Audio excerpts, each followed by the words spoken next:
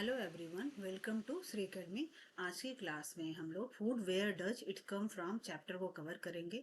जैसा कि name indicate कर रहा है, भोजन कहाँ से आता है, उसके रिसोर्सेज क्या होते हैं, इंग्रेडिएंट्स क्या होते हैं, सब कुछ हम लोग इस चैप्टर में डिटेल में कवर करेंगे। तो आइए चलते हैं टॉपिक की तरफ। सबसे पहले हम लोग समझेंगे कि व्हाट इज फूड और हमें भोजन खाने की आवश्यकता क्यों होती है। तो जैसा कि हम लोग जानते हैं कि जैसे हम लोग मॉर्निंग में उठते हैं, उठने के बाद हमें अपना रूटीन वर्क करना होता है, एक्सरसाइज करनी होती है, ऑफिस जाना होता है या घर के काम करना होता है। बच्चे भी होते हैं, वो भी स्कूल जाते हैं, फिर आने के बाद अपना एक्टिविटी करते हैं, गेम खेलते हैं। तो ये सब कुछ करने के लिए हमें एनर्जी चाहिए होती है और एनर्जी हमें फूड से मिलती है। तो इसीलिए हम बोलते हैं कि food is one of the basic necessities of the life. देखिए, लाइफ की बहुत सारी बेसिक नेसेसिटीज होती हैं, जिसमें भोजन भी बहुत इम्पॉर्टेंट नेसेसिटीज होता है। क्योंकि हमने बचपन से सुना है कि रोटी कपड़ा मकान। तो रोटी क्या हुआ, हमारा फूड हुआ, और कपड़ा और मकान, ये सबसे तीन बेसिक नेसेसिटीज होती हैं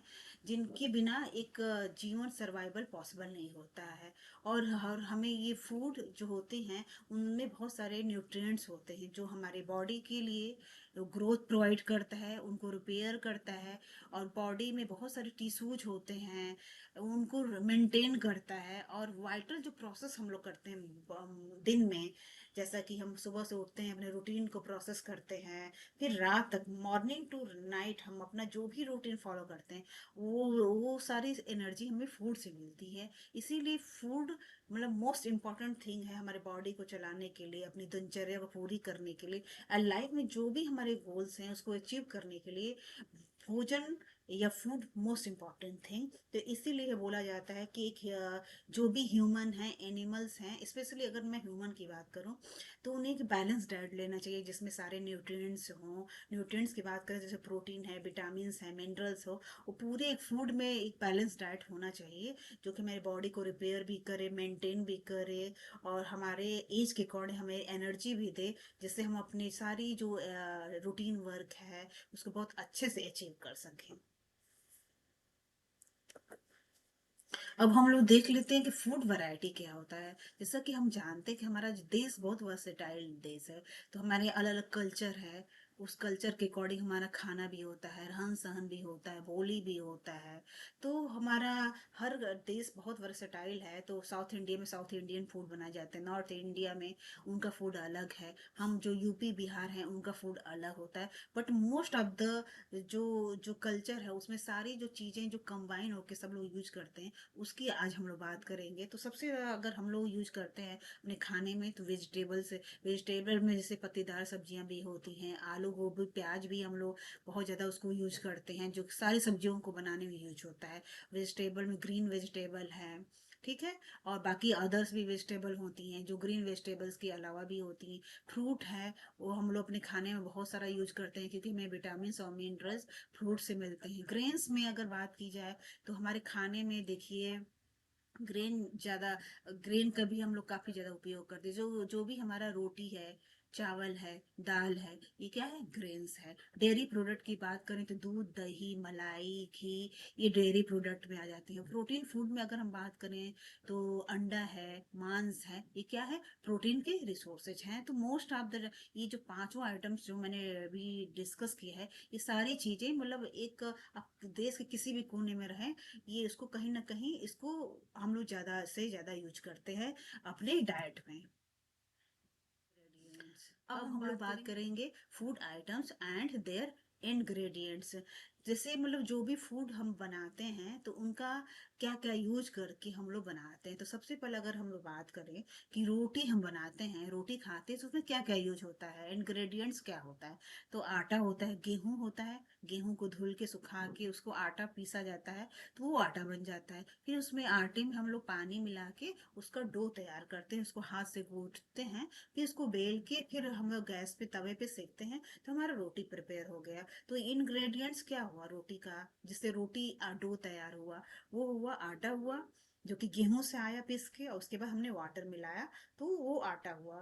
तो ये रोटी इससे प्रिपेयर हो गई। अब हम लोग बात करें अगर दाल की, तो दाल कैसे बनता है, हम जानते हैं दाल को हम लोग भिगो देते हैं 4-5 घंटे, उसके बाद दाल को पानी से धोते हैं, फिर धोने के बाद उसमें नमक पड़ता है, हल्दी पड़ता है, और उसको बाद में हम लोग उसको से गैस पे कुकर में चढ़ा देते हैं। फिर 4-5 सीटी के बाद हम लोग उसको कुछ देर के बाद जब उसका गैस निकल जाता है तो उसमें हम लोग तड़का लगाते हैं। तड़के के लिए हम लोग ऑयल यूज करते हैं, घी यूज करते हैं, स्पाइसेज भी यूज करते हैं। जैसा कि हम लोग जानते हैं जीरा डालते हैं, मिर्चा है, लहसुन है, ये सारे क्या है स्पाइसेज होते हैं जो कि हम लोग उसके तड़का के लिए यूज करते हैं। और दाल अगर सिंपल बनाना है तो दाल है, पानी है, नमक है, हल्दी इसका इंग्रेडिएंट्स है। ये सारे आइटम्स जो हैं ये इंग्रेडिएंट्स हैं एक सिंपल दाल बनाने में। अगर इसी तरह हम लोग बात करें चावल की, तो चावल बनाने में क्या है, चावल को हम लोग धोते हैं, उसके अकॉर्डिंग हम लोग पानी डाल के उसको उबलने के लिए रख देते हैं। फिर लास्ट में हम उसमें थोड़ा सा नमक भी डाल सकते हैं और थोड़ा सा आधा चम्मच घी भी यूज करते हैं। तो जो चावल बनेगा वो बहुत प्यारा सा चावल और बहुत अच्छी उसी सुगंध आएगी। तो ये इंग्रेडिएंट्स क्या बना चावल बनाने का, चावल रहा जो कि ग्रीन है, पानी रहा, नमक रहा थोड़ा सा, और थोड़ा सा घी हम उसको बोल सकते हैं। ये डिपेंडिंग घी या तेल जो भी यूज करते हैं ये आपके अपने विश पे डिपेंड करता है। इसी तरह से बहुत सारे जो वेजिटेबल भी बनाते हैं तो उसमें भी हम लोग वेजिटेबल होता है, घी होता है, स्पाइसेस यूज करते हैं, हल्दी होता है, नमक होता है। ये इंग्रेडिएंट्स हुआ जो कि हम लोग देश के किसी भी कोने में यूज करते हैं। तो उसको बनाने के लिए इंग्रेडिएंट्स होते हैं। अभी हमने बात की फूड मटेरियल की बात की, फूड क्या था, उनके इंग्रेडिएंट्स क्या थे। तो अब हम उनके इंग्रेडिएंट्स के साथ अब उनके सोर्सेज के बारे में बात करते हैं। तो देखिए हमारे जो बैलेंस डाइट होता है उसमें हमें सब कुछ चाहिए होता है। विटामिन भी चाहिए, प्रोटीन भी चाहिए, मिनरल्स भी चाहिए होता है। और अगर हम बात करें फूड मटेरियल है तो उसके सोर्सेज देखिए, प्लांट सोर्स भी होता, दो टाइप का सोर्स होता है, प्लांट सोर्सेज होता है और एनिमल सोर्सेज होता है। तो प्लांट्स की अगर बात करें हम लोग तो ये फ्रूट हैं, वेजिटेबल्स हैं, ग्रेन्स हैं, ये सब क्या हैं, प्लांट रिसोर्सेज हैं। अब हम लोग बात करते हैं, जैसा कि इस पिक्चर में हमने देख रहे हैं कि अंडे हैं और एक मुर्गी है, तो ये इसका रिसोर्स कहाँ है। जैसा कि हम जानते हैं चिकन हम लोग खाते हैं नॉनवेज में, तो ये मुर्गी से बनता है, डायरेक्टली मुर्गी से आता है। और अंडे हम लोग खाते हैं तो ये अंडे हमें भी मुर्गी से मिलता है। तो ये सारी चीजें क्या हुई, एनिमल सोर्सेज हैं। तो हम लोग जो भी फूड मटेरियल यूज करते हैं उनके दो रिसोर्सेज होते हैं, एक प्लांट सोर्स होता है और एक एनिमल सोर्स होता है। तो अभी हमने डिस्कस किया प्लांट मटेरियल, उनके इंग्रेडिएंट्स और उनके सोर्सेज। अब हम लोग क्या करेंगे कि एक चार्ट में दोनों को एक साथ रख के डिस्कस करेंगे कि जो भी फूड आइटम है उनके इंग्रेडिएंट्स क्या हैं, कैसे कैसे वो बनता है, क्या क्या यूज करके, और जो इंग्रेडिएंट्स हैं जो यूज हुए हैं उनका सोर्स क्या है। तो हम लोग डिटेल में इस चीज़ को अच्छे से यहाँ पे समझ पाएंगे। फॉर एग्जांपल, अगर हम लोग अपने घर में इडली बनाते हैं तो हम जैसा कि हम लोग जानते हैं इडली आजकल तो यूपी बिहार में भी लोग खाते हैं, और साउथ इंडियन लोगों का तो ये मतलब फेवरेट फूड होता है। तो इसी को हम लोग आज डिस्कस कर लेते हैं, जो कि सब जगह आजकल इंडिया में बड़े प्यार से खाया जाता है। तो इडली है, इडली बनता है राइस से, उड़द दाल उसमें यूज होता है, फिर उसको वो रखा जाता है रात भर के लिए भिगो के, फिर उसको पीसा जाता है, फिर पीसने के बाद उसको 24 घंटे फर्मेंट होने के लिए रख दिया जाता है। फिर उसके बाद नमक और पानी मिला के ही रखते हैं तो वो फर्मेंट होता है। फिर उसके बाद हम लोग इडली के साथ जो साँचे होते हैं उसमें डाल के उसको बनाया जाता है। तो उसका इंग्रेडिएंट क्या बना, राइस बना, उड़द दाल बना, सॉल्ट बना और नमक बना। और ये राइस कहाँ से आया, इसका सोर्स क्या है, प्लांट है, उड़द दाल भी प्लांट से है, सॉल्ट है जैसा कि हम जानते हैं कि ये भी नेचुरल रिसोर्स होता है, हमें समुद्री पानी से मिलता है, और वाटर भी एक नेचुरल रिसोर्स है। ठीक है।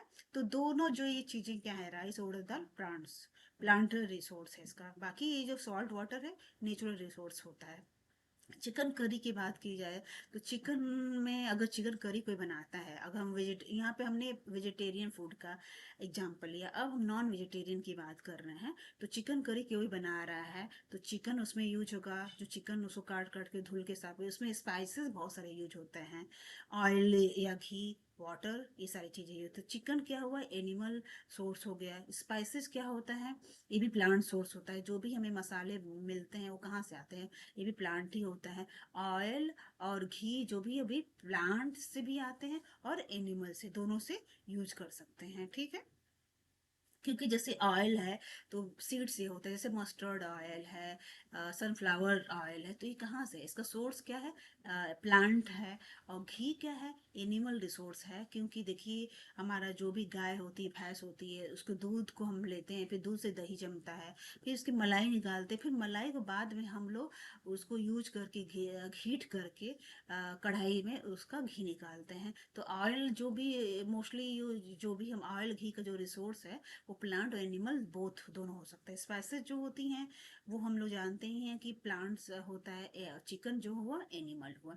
ठीक है, इसी तरह से अगर हम खीर अगर की फूड आइटम की डिस्कस करें तो मिल्क का रिसोर्स क्या होता है? एनिमल होता है। राइस जो हुआ वो प्लांट सोर्स हुआ। और शुगर है होता है, जानती है, तो शुगर भी प्लांट ही से, कहने की शुगर केन से बनाया जाता है, लेकिन बाद में शुगर केन को जो प्लांट होता है उसको प्रोसेस किया जाता है, तो बाद में शुगर बनता है। तो ये सारी चीज़ें जो हमने अभी डिस्कस किया है समझने के लिए कि कोई फूड आइटम है उसके इंग्रेडिएंट्स क्या क्या हैं और उनका सोर्सेज क्या है, ताकि हमें डिटेल में समझ आए कि प्लांट्स सोर्सेज है या एनिमल्स हैं या दोनों भी हो सकते हैं, प्लांट एनिमल बोथ हो सकते हैं। तो आई होप आप लोगों को ये सब चीज़ें क्लियर हो गई होंगी। अब हम लोग देखेंगे कि plants parts and animal product as food. तो प्लांट पार्ट की पहले हम लोग डिस्कस पहले कर लेते हैं। तो प्लांट में जैसा कि मैंने एक पिक्चर लिया कि प्लांट है तो उसमें फ्लावर है, फ्रूट है, इसके स्टेम है, लीफ है, ये एक सूट सिस्टम है, ऊपर का हिस्सा जो कि जमीन के ऊपर होता है, और बाकी नीचे का जो हिस्सा होता है इसको रूट सिस्टम बोलते हैं, ये जमीन के अंदर होता है। और इस पिक्चर को मैंने लेने का पीछे उद्देश्य यही है कि प्लांट के हर पार्ट को हम लोग कहीं ना कहीं अपने डाइट में, अपने फूड में यूज करते हैं। बहुत सारे वेजिटेबल्स होते हैं जिसमें हम प्लांट्स के फ्लावर को यूज करते हैं, उनके फ्रूट को यूज करते हैं। स्टेम है, बहुत सारे वेजिटेबल हैं जिनका स्टेम में यूज करते हैं। पत्तियां, जैसे हमने सब्जी ठंड में हम लोग पालक की सब्जी खाते हैं, मेथी की सब्जी खाते हैं, बथुआ खाते हैं, तो क्या है, ये लीफ होती हैं और ये किसी प्लांट का ही पार्ट होती हैं जो कि लीफ के रूप में होती हैं। इसको हम लोग अपने डाइट में यूज करते हैं। और ठंड में आपने अनियन को भी देखा, अनियन जो सागे वाला प्याज होता है उसको हम बोलते हैं हिंदी में, तो उसमें क्या होता है, उसका नीचे का रूट भी होता है, अनियन भी हम यूज करते हैं। और स्पेशली उसका जो स्टेम होता है, जो उसके तना पार्ट को उसको खा सब्जी में हम लोग डालते हैं, या निमोना बनता है मटर का, उसमें हम लोग उसको डालते हैं बड़े प्यार से, और उसका स्वाद बहुत टेस्टी हो जाता है।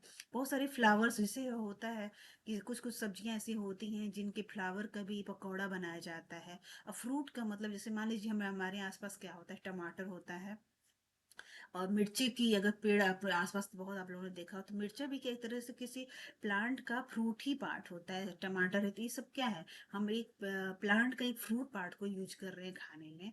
तो इसी चीज को हम लोग डिटेल में मैं अच्छे से आपको अलग अलग स्लाइड में समझाऊंगी कि एक पार्ट को, एक प्लांट पार्ट को हम लोग किस तरह अपने डाइट में यूज कर रहे हैं, पत्तियों के रूप में, फ्रूट के, इवन सीड भी अगर किसी प्लांट का है तो उसको हम लोग कैसे यूज कर रहे हैं। जैसे मैंने पीछे डिस्कस किया, जो सीड होते हैं, जैसे सनफ्लावर सीड है, मस्टर्ड सीड है, ये क्या है, एक पौधे का सीड ही है, बट इसको हम लोग उसका उससे तेल निकालते हैं और उससे सब्जियां बनाई जाती हैं, दाल छौंकने में काम आता है।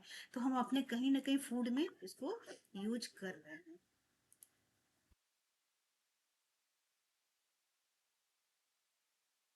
प्लांट्स पार्ट में हम लोग लीफी वेजिटेबल को देख लेते हैं। प्लांट्स पार्ट्स को मैंने इसलिए यूज किया कि जो प्लांट पार्ट में अगर लीफ लीफ है उसको हम लोग अपने डाइट में या फूड में कैसे यूज कर रहे हैं, इसी को मैं दिखाने के लिए मैंने ये सारे पिक्चर्स लिया हुआ है। जैसे यहाँ पे पालक है, मेथी है, बथुआ है, धनिया की पत्ती है, ये क्या है, एक प्लांट का लीफी पार्ट है, लीव्स हैं जिसको हम लोग अपने वेजिटेबल के रूप में यूज करते हैं। अब हम लोग देखेंगे कि प्लांट पार्ट में रूट पार्ट जो है उसको कैसे हम लोग अपने वेजिटेबल के फॉर्म में यूज कर रहे हैं। तो जैसे आलू है, ये भी रूट वेजिटेबल है, लहसुन है, ये बीट है, गाजर है, हल्दी भी इवन रूट वेजिटेबल में ही आता है, जो कि हमें सारे सब्जियों को बनाने में हल्दी का यूज करते हैं। तो ये भी एक रूट वेजिटेबल है, जो कि प्लांट का रूट का जो पार्ट होता है जिसको हम लोग वेजिटेबल के लिए यूज करते हैं। अब हम लोग देखेंगे प्लांट के फ्रूट पार्ट को, जो कि वेजिटेबल के फॉर्म में हम लोग यूज करते हैं। तो जैसे टमाटर है, कैप्सिकम है, मिर्चा है, क्या है, किसी प्लांट का एक फ्रूट पार्ट है जिसको हमने वेजिटेबल के फॉर्म में यूज किया हुआ है। प्लांट पार्ट्स स्टेम वेजिटेबल में सबसे बेस्ट एग्जांपल अभी जैसे ठंड का सीजन चल रहा है तो अनियन के ये जो सागा प्याज है, ये इसका साग हम लोग इसका यूज करते हैं और इसके नीचे एक पार्ट को भी हम लोग यूज करते हैं, बट स्टेम का ये बेस्ट एग्जांपल है। प्लांट पार्ट्स में हम लोग देखें तो सीड की बात की तो हम लोग पहले भी मैं समझा चुकी हूँ, यहाँ सनफ्लावर सीड और मस्टर्ड सीड है इसको हम लोग इसके तेल निकालते हैं। इस तेल को हम लोग अपने सब्जियों में, दाल के छौंकों में, बाकी फूड में बनाने में यूज करते हैं। अब हम लोग टाइप्स ऑफ एनिमल्स के बारे में देखेंगे। तो टाइप्स ऑफ एनिमल्स 3 टाइप्स के होते हैं, हार्बीवोरस, कार्निवोरस, ओमनिवोरस। तो हार्बीवोरस क्या होते हैं? हार्बीवोरस वो एनिमल्स होते हैं जो टोटली ग्रीन पत्तियों को खाते हैं, प्लांट्स पे टोटली डिपेंडेंट होते हैं। कह सकते हैं प्रोड्यूसर्स पे डिपेंड। प्रोड्यूसर्स क्या हैं? जो प्लांट्स होते हैं उनको प्रोड्यूसर्स बोलते हैं क्योंकि ये अपना फूड खुद बनाते हैं। ठीक है, तो हार्बीवोरस हो गया। इसका बेस्ट एग्जांपल डियर है। डियर हो जो पत्तियों को खाता है, घास को खाता है, पौधों छोटे छोटे पौधों को खाता है, पौधों की पत्तियों को ही मोइनली खाता है। अब हम लोग बात करते हैं कार्निवोरस। कार्निवोरस में लायन लायन एग्जाम्पल है। कार्निवोरस वो होते हैं जो कि मांस को खाते हैं, जैसा कि लायन। ओमनिवोरस वो होते हैं जो कि मांस भी खाते हैं और जो प्लांट्स होते हैं उन दोनों को खाते हैं। ठीक है, तो हम लोग इसको डिटेल में थोड़ा समझ लेते हैं कि हार्बीवोरस क्या होता है। जैसा कि मैंने ये पिक्चर लिया हुआ है, इसमें एक प्यारा सा पांडा हमने दिखाया हुआ है। और an herbivore is an organism that eats mainly plants and other producers. Plants को खाते हैं और जो प्रोड्यूसर्स होते हैं उनको खाते हैं। ये टोटली वेजिटेरियन, हार्बीवोरस मतलब वेजिटेरियन एनिमल्स जो होते हैं, जो सिर्फ टोटली पौधे और प्रोड्यूसर्स पे ही डिपेंडेंट होते हैं। जैसे कि एग्जांपल में मैंने पांडा लिया हुआ है। अब कार्निवोरस का बेस्ट एग्जांपल है लॉयन, क्योंकि लॉयन जो होता है मांस खाता है। और मैंने पीछे भी अभी डिस्कस किया था, जैसे डियर होता है पत्तियों को खाता है, घास को खाता है, और डियर को कौन खाता है? लॉयन खाता है। तो इस तरह लॉयन क्या हुआ? कार्निवोरस हुआ। And carnivore is an organism that eats mostly meat or flesh of animal. Animals के मांस को खाता है या मोस्टली मीट को खाता है। Sometimes carnivore are called predators. Predators उनको भी बोला जाता है, कार्निवोरस भी इनको समटाइम्स बोला जाता है। ठीक है, तो मतलब जो हार्बीवोरस खाते हैं उनको कार्निवोरस बोलते हैं, क्योंकि हार्बीवोरस क्या होते हैं? टोटली प्लांट्स पे डिपेंडेंट होते हैं। जैसे एग्जांपल डियर हुआ, पांडा हुआ। अब हम लोग बात करते हैं ओमनिवोर्स। ओमनिवोर्स वो होते हैं जो मांस भी खाते हैं और प्लांट्स प्रोड्यूसर से भी डिपेंड होते हैं। इसका बेस्ट एग्जांपल हम लोग हैं, इसीलिए मैंने एक बच्चे का पिक्चर लिया हुआ है, ह्यूमन का पिक्चर लिया हुआ है, क्योंकि हम लोग वेजिटेबल्स भी खाते हैं और मांस भी खाते हैं, अंडे भी खाते हैं। तो हम लोग क्या हुआ, हम लोग प्रोड्यूसर्स पे डिपेंडेंट हैं और हम लोग मांस भी खाते हैं। तो N omnivore is an organism that regularly consumes a variety of material including plants, animals, algae, and fungi. They range in size from teeny insect like ants to large creatures like people. तो मतलब एक एंट भी, आप लोग को जानना चाहिए कि एंट भी जो होता है वो भी omnivores होता है। सबसे छोटा एग्जांपल अगर ली जाए तो omnivorous का तो एंट होती है, क्योंकि एंट, आपने ध्यान दिया, आटा भी खाती है। और जब कोई छोटा सा जीव, छोटा सा होता है वो मर जाता है तो वो उसको भी खाता है। तो एंट क्या omnivorous होता है। और ह्यूमन सबसे बड़ा में अगर हम बात कर लें तो ह्यूमन भी होता है, वो मांस को भी खाता है और प्रोड्यूसर्स प्लांट्स पे भी डिपेंडेंट होता है। तो this was the chapter. I hope आप लोगों को वीडियो अच्छी लगी होगी। अगर वीडियो अच्छी लगी तो अपने कमेंट्स जरूर बताएं और चैनल को लाइक एंड सब्सक्राइब जरूर करें। Thank you so much.